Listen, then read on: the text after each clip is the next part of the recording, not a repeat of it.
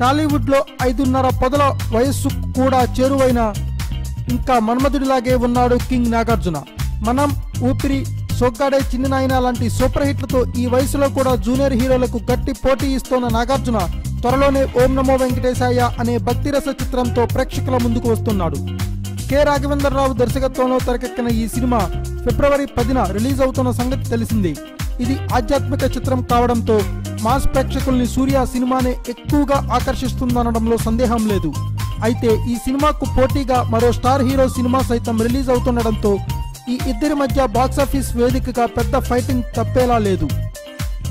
Kollywood star hero Suriya expectation movie S3 release date అంటూ చాలా ప్రకటనలు చూసాం. ఇప్పుడు ఇంకో కొత్త డేట్ వచ్చింది. 2 రోజుల కిందట ఈ సినిమాను జనవరి 26న వాయిదా వేస్తున్నట్లు ప్రకటించిన సంగతి తెలిసిందే.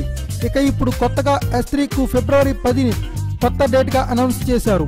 దీంతో ఈ 2 సినిమాలు ఒకే రోజు తేడాలో వస్తున్నాయి. తెలుగులో కూడా S3 పై భారీ అంచనాలే ఉన్నాయి. దీంతో బాక్సాఫీస్ వేదికగా వీరిద్దరి మధ్య అదిరిపోయే వారు జరగనుందని ట్రేడ్ వర్గాలు అంచనా వేస్తున్నాయి.